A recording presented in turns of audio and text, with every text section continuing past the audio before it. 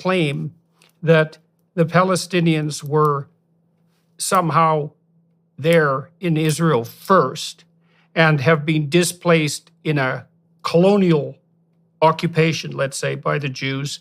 Why do you think that idea has gained such cachet, not least in the West? Because of ignorance? I mean, what do you mean they were here first? Well, you know, you're familiar with the story of Jesus, right? Jesus was a Jewish rabbi living 2,000 years ago. He was a rabbi from the Galilee, okay? He came to Jerusalem, he turned the money tables of the tables of the money changers on the Temple Mount. Where did that happen? Did it happen in Tibet? It happened here. Jerusalem was our capital. King David made it our capital 3,000 years ago. So the Jews are here. To try to say that they weren't here and that the Palestinians were here thousands of years ago is ridiculous. Anybody, anybody who can, you can actually Google this and find out how absurd this thing is. So as far as reinventing ancient history, that is unpardonable, because anybody can find out and understand that the Jews were here for thousands of years, the Palestinians weren't here. As far as modern times are concerned, what the Palestinians have said is, and I write this in my book, and I show it because it's so comical. What they say is, we were here, Palestine was a verdant land in the 19th century, teeming with the Palestinians, until the Jews came in, took it over and threw it out. Okay, well, that's what Arafat effectively said in his infamous speech in the United Nations, blaming Zionism, equating Zionism with racism. Well, there's only one problem with that. He said that the Jewish invasion of this verdant Palestinian homeland happened in 1881, okay? The problem with that is that 12 years before, a famous visitor, among hundreds of visitors, named Mark Twain, visited the Holy Land. And he describes a totally different picture. He describes Palestine, I'm quoting him, is a vast wasteland. He said, only imagination can grace this barren land with the pomp of circumstance and life. It's just, he said, we traveled for a whole day. We didn't see, in the Galilee, we didn't see a human being, one single human being. He said, Jerusalem sits in sackcloth and ashes.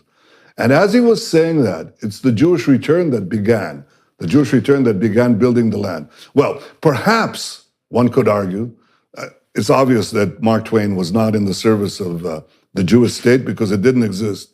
He wasn't in the service of the Jewish lobby because there wasn't any Jewish lobby. He was just reporting what was there. Could there possibly have been a tremendous influx of Palestinians between 1869 and 1881, the year that Arafat says the Jewish invasion began and destroyed the Palestinian paradise? Well, alas, no. Because in the year 1881, another famous visitor visits Israel, and he visits this land, and he writes also his memoirs, okay? His name was Arthur Penrhyn Stanley. He was a very famous courtier of Queen Victoria's court, okay? And he came here on a special visit. And he says, I looked south and I looked north. He says, I'm in Judea, and I see nothing. He says, a barren expanse. And they both express, both Twain and Arthur Penrhyn Stanley say the same thing. When will the Jews come back and bring this land to life? And the answer is right then. We came back, brought it back to life. There were Arabs living here, but it was, as I say, a barren wasteland.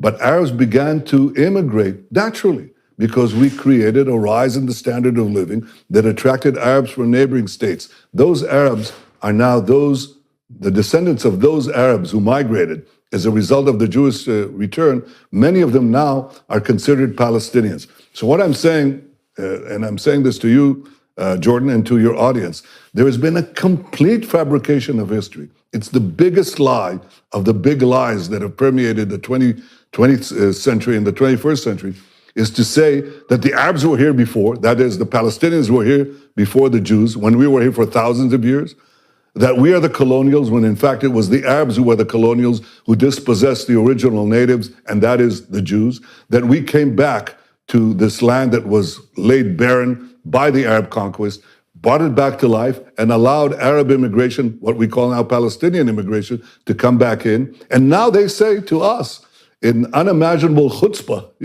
they say, you don't belong here. They recreate ancient history, they recreate modern history, and this is a lot of hokum. It's ridiculous. It's absurd. Well, some of it also seems to be, I would say, technically speaking, something like a time frame problem, right? I mean, you said the Arabs came in the 7th century, and that's a long time ago. And so from the 7th century to now, you might think of that as being a time frame long enough to allow for a valid claim of sovereignty ownership. But the Jews' rejoinder is, well, we have a much older claim than that, one that spans 3,500 years. And the problem I have with that conceptually, and then I'll get to some other issues that are relevant to this, is that it's not exactly obvious what time frame of analysis should be primary. You have a very important and I don't really point. know how to solve that. I do, and I'll answer your question. It's a valid question. If the Arabs, having conquered the land in the 7th century and dispossessed the Jews over the next 2 centuries, the Jewish farmers kicked them out and so on, if they established a viable state, a viable national identity there and so on, you're right. These things happen in history. You're supplanted by another people, fine. But that's not what happened. The Arab conquerors themselves were replaced by other. First of all, they did nothing with the land. It's just barren. They actually built one town. Mm-hmm. It's called Ramleh. That's it.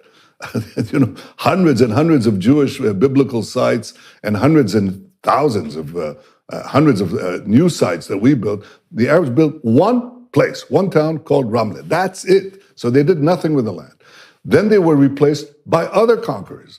Other conquerors came in. The Mamluks, the Ottomans, ultimately the British, a series of conquerors. In other words, they took over the land, lost the land, and did nothing with the land.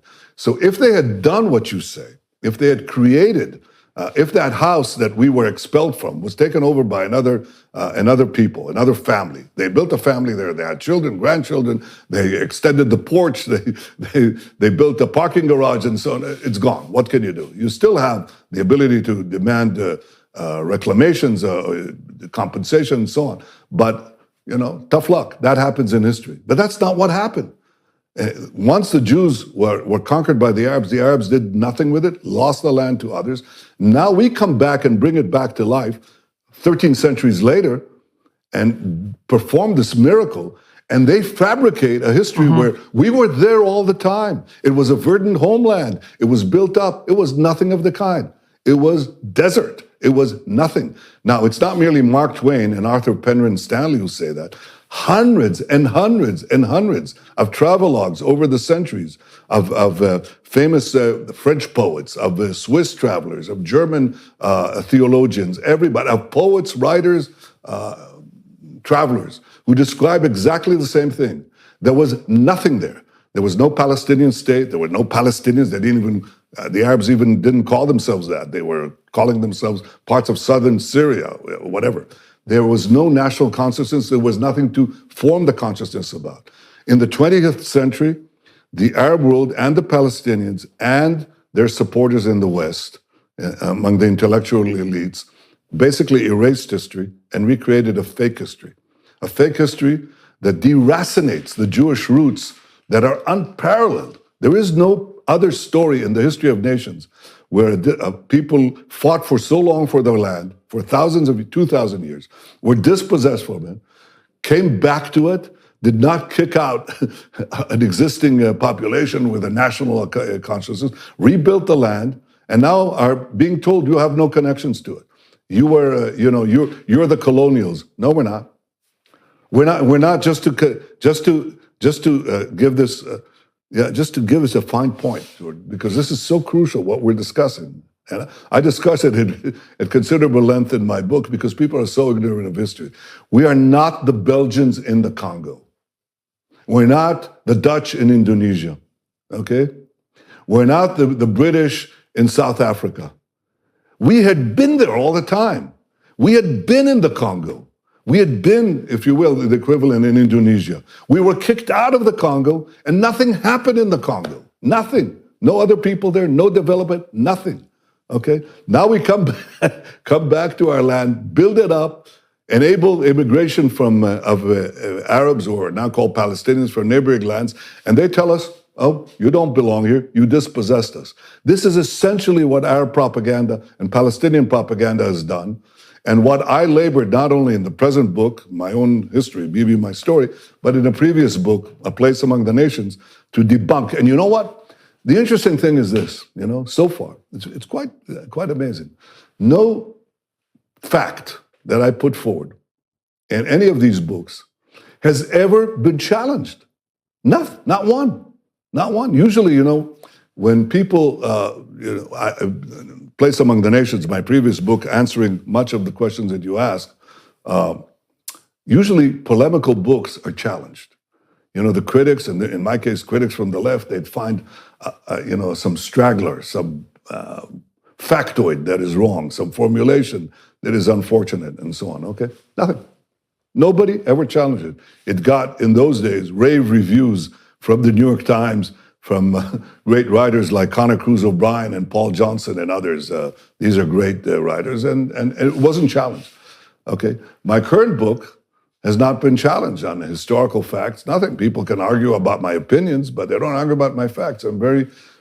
Try to be very rigorous about the facts. This whole attack on the Jewish people's right to live in the Jewish homeland, the attempt to erase the Bible and to erase the history after the Bible, and to create a modern fantasy that doesn't exist, based on the Palestinians who want to destroy us, who support terrorism, who are anti-democratic, who are or basically neo-colonials, because they're really the colonials. That is something that I think has.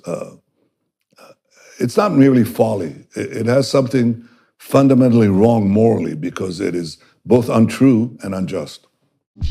Shopify is the all-in-one commerce platform trusted by millions of entrepreneurs to create their online store and so much more. Shopify makes it simple to